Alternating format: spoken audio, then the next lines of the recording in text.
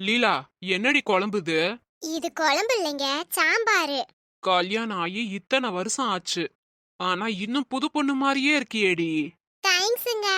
ஏதோ வீட்ல இருக்க கடலை மாவு அரிசி மாவுன்னு மூஞ்சிக்கு அப்பி இன்னும் சின்ன வயசு மாதிரியே மெயின்டைன் பண்ணிக்கிட்டு இருக்கேன்.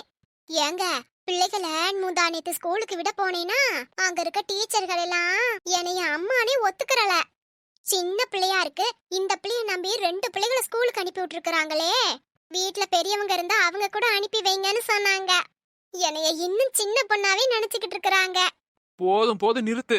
பிட்டா ரொம்ப பீத்திக்கிட்டே போற. என்னங்க, நீங்க தானே இப்ப புது பொண்ணு மாதிரியே இருக்கேன்னு சொன்னீங்க, அப்புறம் நான் பீத்துறேங்கிறீங்க? நான் நீ இளமையா இருக்கேன்னு ஒன்னும் சொல்லல.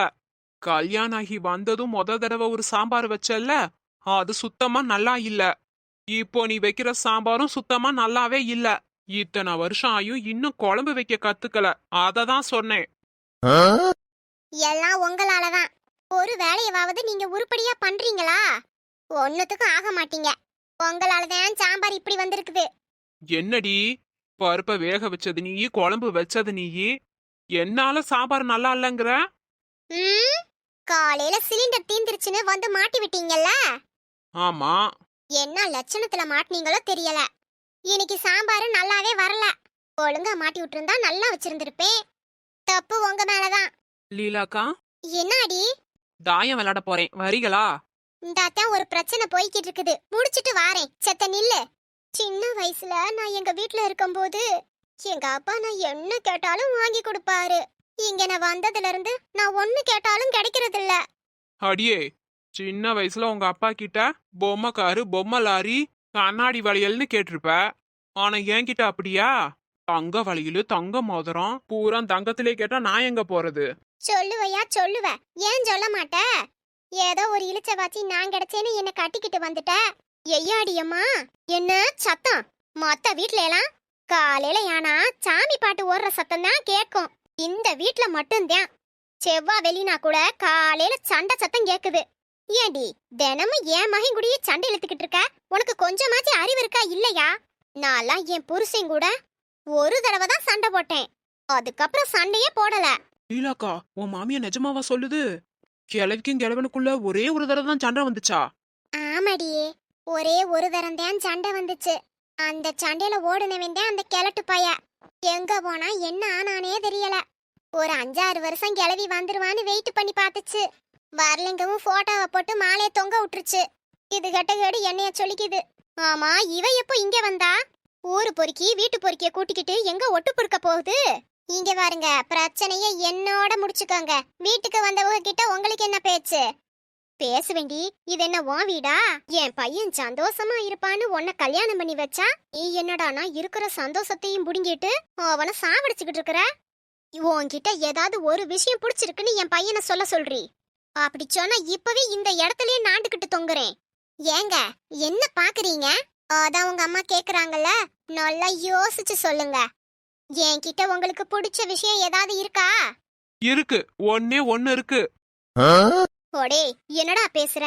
உனக்கு வக்காலத்து வாங்கி நான் பேசிக்கிட்டு இருந்தா நீ என்னமோ அவகிட்ட பிடிச்ச விஷயம் இருக்குன்னு சொல்ற. எத அங்க என்ன பேச்சு? நீங்களே தொங்குறீங்களா இல்ல நாங்க தொங்க விடட்டுமா? கேட்டியா? உன் பொண்டாட்டி என்ன சொல்றா, நீ கேட்டியா? என்னையே தொங்க சொல்றா. இவகிட்ட அப்படி என்ன உனக்கு பிடிச்சிருக்குன்னு நானும் தெரிஞ்சுக்கிறேன். ஏங்க, தைரியமா சொல்லுங்க. நீ எப்பவும் என் கூட சண்டை போட்டுட்டு உங்க அம்மா வீட்டுக்கு கிளம்பி போவீல, அதுதான் உன்கிட்ட எனக்கு ரொம்ப பிடிச்சது. சொன்னான் பாரு என் மகன், மொத்த வார்த்தை சொன்னாலும் பக்காவா சொல்லிவிட்டான்ல. சே, எம்படி செஞ்சாலும் பேச்சு வாங்க வேண்டியதா இருக்கு. வாடி அம்சு போவோம். பாத்தியாடி அம்சு, என் மாமியாரும் புருஷனும் என்ன பேச்சு பேசுறாங்கன்னு. பொண்ணு கிடைக்க மாட்டாம அலையிறது, கிடைச்சா பந்தா பண்றது, அதுகளுக்கெல்லாம் ஒரு நாள் இருக்கு என்கிட்ட. இதே கதை தான் என் வீட்லயே நடக்குது, எங்க போய் சொல்றது? லீலா, 2 பேரும் இங்கதான் நிக்கிறீங்களா? உங்க 2 பேத்தையும் வீட்டுக்கே வந்து பார்க்கணும்னு நினைச்சேன். என்னக்கா விஷயம்? கவிதாக்கா வீட்ல சுமங்கலி பூஜை நடக்குது சாயங்காலம் 5 மணிக்கு. அத சொல்ல சொன்னாங்க, அதான் மறக்காம வந்துருங்க. என்ன? அப்படியா? சரிக்கா, நான் வந்துடுறேன். சரி, ஜானு கிட்ட போய் சொல்லணும், நான் போய் சொல்றேன். போங்கக்கா. சரிடி அம்சு, நான் போய் தலைக்கு குளிச்சுட்டு சுமங்கலி பூஜைக்கு ரெடி ஆகுறேன். பனி வேற பெய்யுது. இப்ப தலைக்கு குளிச்சாதான் தலை காயும். வரட்டுமா? என்னடி ஆச்சு? பொம்பளைகளை நினைச்சா பெருமையா இருக்குக்கா. அப்ப நீ யாரு? நானும் பொம்பளை தான். நம்மள மாதிரி பொம்பளைகளை நினைச்சா பெருமையா இருக்குக்கா. என்னத்துக்கு? இப்ப என்னத்த சாதிச்சுப்புட்டோம்? இப்பதான் உங்க வீட்டுக்காரரும் மாமியாரும் உங்களை அவ்வளவு பேச்சு பேசுனாங்க. என்னதான் புருஷன்கிட்ட அடி வாங்கி மிதி வாங்கினாலும் அவர் ஆயுசு பெருக்கணும்னு சுமங்கலி பூஜை பண்றோம் பாருங்க. நம்மள மாதிரி பொம்பளைங்க தாக்கா கிரேட்டு. புருஷன் மேல வச்சிருக்க பாசத்துல நம்மள அடிச்சுக்கவே முடியாது. அதுலயும் நீங்க வச்சிருக்க பாசத்துக்கு அளவே இல்ல. என் புருஷன் மேலலாம் எனக்கு சுத்தமா பாசம் இல்ல. என்ன சொல்றீங்க? பாசம் இல்லாம அப்புறம் எதுக்கு சுமங்கலி பூஜைக்கு போறீங்க? என் புருஷன் மேல பாசம் இல்லடி. ஆனா அவன் உயிரோட இருக்கணும். அதுக்குத்தான் சுமங்கலி பூஜைக்கு போறேன். புரியலையே. அடியே, எங்க வீட்ல சம்பாதிக்கிற ஆளு அவன் ஒருத்தன் தான்.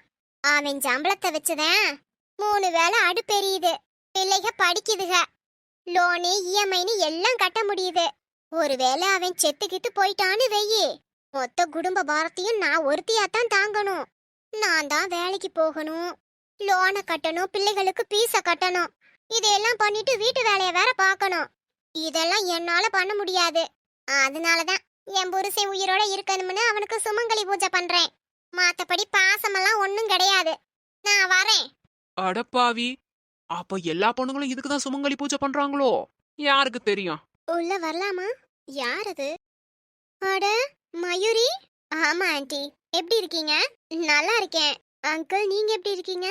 நல்லா இருக்கேம்மா, நல்லா இருக்கேன். அம்மா அப்பாலாம் எப்படி இருக்காங்க? நல்லா இருக்காங்க அங்கிள். சந்தோஷமா. உட்காரு உட்காரு. ஆமாமா, உக்காரு. அண்ணி, யார் இது? விஜயோட ஃப்ரெண்டு. அப்படியா? ஏமா, நீ படத்துல ஏதாவது நடிக்கிறியா? இல்ல ஆண்டி, நானும் விஜய் மாதிரி ஐடில தான் ஒர்க் பண்றேன். அப்படியா? உன்னை பார்க்க ஹீரோயின் மாதிரி இருந்துச்சு, அதான் கேட்டேன். இவ ஒருத்தி. ஆமா, நீ ஃபாரின்ல இருக்கதா சொன்னாங்க. அங்க 2-3 இயர்ஸ் இருந்தேன். ஆனா மறுபடியும் நம்ம ஊருக்கே வந்துட்டேன். 2 வீக்ஸ் முன்னாடி தான் ஆண்டி வந்தேன். அதான் உங்களெல்லாம் பார்க்கலான்னு வந்தேன். பாரேன், விஜய் இத பத்தி எதுவும் சொல்லல. நீ முன்னாடியே வர விஷயம் தெரிஞ்சிருந்தா உனக்கு தடா புடாலா விருந்து ஏற்பாடு பண்ணிருப்பேன். சொல்லிருக்க கூடாது. விஜய்க்கு கூட நான் வந்தது தெரியாது. இனி போய் தான் சொல்லணும். அப்படியா? நான் வரேன்னு தெரிஞ்சா எனக்குன்னு ஸ்பெஷலா ஏதாவது பண்ணுவீங்க. அதனால தான் நான் சொல்லல. உங்க வீட்ல என்ன இருக்கோ அதை கொடுங்க, நான் சாப்பிடுறேன். இன்னைக்குன்னு பார்த்து வத்த குழம்பு தாமா வச்சிருக்கேன். அதை எப்படி உனக்கு போய் கொடுக்கறது? அதனால என்ன, நீங்களும் அதை தானே சாப்பிட போறீங்க, அப்போ எனக்கும் அதையே கொடுங்க. சரி சரி, நீ போய் விஜய் ரூம்ல உட்காரு, அங்கதான் ஏசி இருக்கு. நான் வரேன், நீ போமா. Okay aunty. இங்க பாரு, வத்த குழம்பு வச்சாச்சுல்ல. நீ என்ன பண்ற, முட்டைக்கோச பொரிச்சிரு. கூடவே முட்டையையும் பாயில் பண்ணி வச்சிடு. அப்பளமும் பொரிச்சிரு. கூடவே பருப்பு பாயாசம் பண்ணிடுறியா? இல்லனா கேசரி கிண்டிரு. எது உனக்கு பண்ண முடியுமோ அதை பண்ணிடு. டேஸ்ட் நல்லா இருக்கணும், கொஞ்சம் பார்த்து பண்ணு.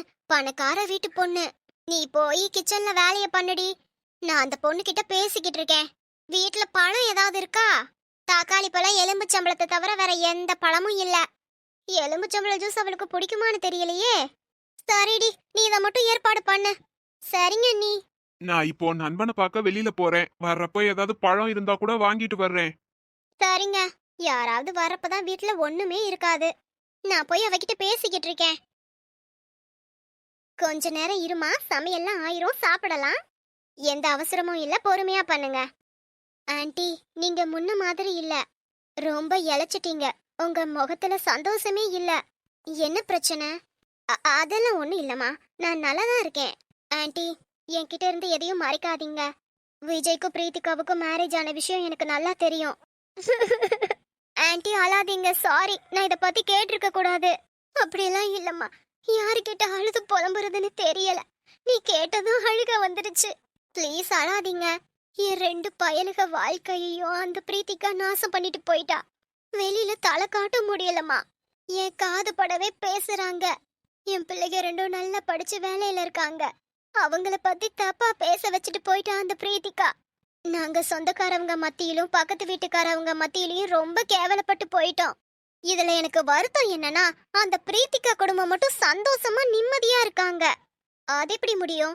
கண்டிப்பா பிரீத்திகாவையும் அவங்க சொந்தக்காரவங்களும் பக்கத்து வீட்டுக்காரவங்களும் பேசதான் செய்வாங்க. நீங்க பையனை பெத்தவங்க ஆண்டி. உங்களுக்கு இவ்ளோ ப்ராப்ளம்னா பிரீத்திகா வீட்டுக்கும் கண்டிப்பா பிரச்சனை இருக்கும். அதான் இல்ல. கல்யாணம் பண்ணிட்டு வந்து 2 வீக்ஸ்லயே அவ மறுபடியும் வீட்டுக்கு போயிட்டா. அப்போ அவளை பத்தியும் கண்டிப்பா தப்பா தானே பேசுவாங்க. இல்லம்மா, இல்ல. அவ கல்யாணம் பண்ண விஷயமே அவ சொந்தக்காரவங்க யாருக்கும் தெரியாது. அந்த ரோசாலிக்கு பொய் சொல்ல காத்து கொடுக்கவா வேணும்? பொண்ணு படிக்க போயிருக்கான்னு அதை இதையும் சொல்லி ஏமாத்திட்டா. சொந்தக்காரவங்களையும் பக்கத்து வீட்டுக்காரவங்களையும் நம்ப வச்சுட்டா. அதனால இப்ப வரைக்கும் அவங்க குடும்பத்தை தவிர வேற யாருக்கும் பிரீத்திகாவுக்கு கல்யாணம் ஆனதே தெரியாது. ஆனா இங்க அப்படி இல்ல. எல்லாருக்கும் தெரிஞ்சு எங்க மானம் போயிருச்சு. அப்போ நீங்க தெரியப்படுத்துங்க. எப்படி? பிரீத்திகா வீட்டு முன்னாடி போய் சண்டை போடுங்க. என் பையன் வாழ்க்கைய நாசமாக்கிட்டான்னு சொல்லுங்க. அப்போ எல்லாருக்கும் தெரிய வரும்ல. அப்படி பண்ணா வேற வழி இல்லாம பிரீத்திகா கிட்ட இருந்து ஈஸியா டைவர்ஸ் வாங்கிடலாம். டைவர்ஸ் வாங்கிட்டா வேற நல்ல பொண்ணா பார்த்து பிரீத்திகாவுக்கு கல்யாணம் பண்ணலாம். நல்லவனு கூட்டிட்டு வந்தவ தான் நாசமாக்கிட்டு போயிட்டா. என் பசங்களை நம்பி இப்ப யாரும் பொண்ணு கொடுக்கற நிலைமையில இல்ல. இந்த நிலைமை மாறுமானு தெரியல. பிரீத்திகா மறுபடியும் இந்த வீட்டுக்கு வந்து வாழணும். அப்போதான் பிரகாஷுக்கு பொண்ணு தேட முடியும். பிரீத்திகா இந்த வீட்டுக்கு வராத வரைக்கும் எங்க குடும்பமான போனதுதான். ஆண்டி, அப்போ நீங்க விஜயும் பிரீத்திகாவும் ஒன்னா வாழணும்னு தான் ஆசைப்படுறீங்களா? எனக்கு விருப்பம் இல்லதான். ஆனா என்ன பண்ணி தொலைக்கிறது? அவளை ஏத்துக்கிட்டு தானே ஆகணும். ஆனா ஒண்ணுமா, அவ இந்த வீட்டுக்கு வந்து நிம்மதியா வாழ மாட்டா. நான் அவளை வாழ விட மாட்டேன். மறுபடியும் அவ இந்த வீட்டுக்கு வந்ததுக்கு அப்புறம் அவ சொந்தக்காரவங்க கிட்ட பேச்சுவார்த்தையை அவ வச்சுக்க கூடாது. அவளை தலைமுழுகுனாதான் இந்த வீட்டுல அவ காலடி எடுத்து வைக்க முடியும். இங்க வந்து அவ வேலைக்காரியா தான் வாழ்ந்தாகணும். விஜய் கூட நல்லா வாழுங்கிற கனவை அவ அடியோட அழிச்சிடணும். ஆனா அவளை பழி வாங்குறதா நினைச்சு நீங்க விஜய் வாழ்க்கையும் அழிச்சிட்டு இருக்கீங்களே ஆண்டி. அப்புறம் என்னம்மா பண்ண சொல்ற? என்ன வேற நல்ல பொண்ணு கிடைக்குமா சொல்லு?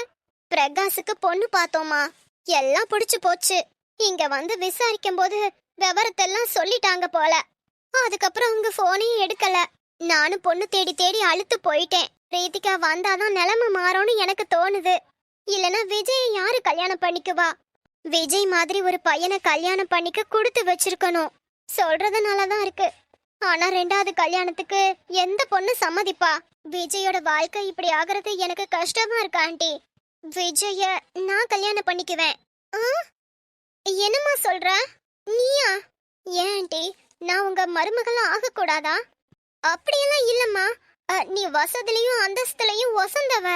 அது மட்டும் இல்லாம உன் வீட்ல எப்படி சம்மதிப்பாங்க? என் ஃபேமிலியை எப்படி சமாளிக்கிறதுன்னு எனக்கு தெரியும். விஜய் எனக்கு ரொம்ப பிடிக்கும். நானும் அவனை லவ் பண்ணேன். என் காதலையும் அவன் கிட்ட சொன்னேன். ஆனா விஜய்ல பிரீத்திகாவை லவ் பண்றதால என்ன ரிஜெக்ட் பண்ணிட்டான். என்ன, அவளுக்காக ஒன்ன ரிஜெக்ட் பண்ணிட்டானா? ஆமா ஆண்டி, பொண்ணு மாதிரி ஒரு பொண்ணு கிடைச்சும் விஜய் மிஸ் பண்ணிட்டானா? அவனுக்கெல்லாம் கொஞ்சம் கூட அறிவே இல்ல. பிரீத்திகாவை விட நீ எந்த விதத்துல குறைஞ்சவ? விஜய் இவ்வளவு முட்டாளா இருப்பான்னு நான் நினைச்சு கூட பார்க்கல. ஏமா, உண்மையிலேயே உனக்கு விஜய கல்யாணம் பண்ணிக்க சம்மதமா? ஆமா ஆண்டி. சந்தோஷமா இருக்குமா? எனக்கு இப்போதான் புது நம்பிக்கையே பிறந்திருக்கு. நீ மட்டும் விஜய கல்யாணம் பண்ணிக்கிட்டேன்னு வையே, இவ்வளவு பெரிய பணக்கார வீட்ல இருந்து நான் பொண்ணு எடுத்திருக்கேன்னு தெரிஞ்சாலே போதும். இந்த தெருவுல என் சொந்தக்காரவங்க முன்னாடியெல்லாம் நான் கெத்தா இருப்பேன். அதுக்கப்புறம் பிரகாஷுக்கு போட்டி போட்டுக்கிட்டு வந்து பொண்ணு கொடுப்பாங்க. நினைச்சு பார்க்கவே சந்தோஷமா இருக்கு. ஆனா ஆண்டி, பிரீத்திகாவுக்கும் விஜய்க்கும் டைவர்ஸ் ஆனா மட்டும்தான் நான் விஜய கல்யாணம் பண்ணிக்க சம்மதிப்பேன். என் ஃபேமிலியும் அப்பதான் சம்மதிப்பாங்க. புரியுதுமா? விஜய்க்கு டைவர்ஸ் வாங்குற வழிய பாக்குறேன்.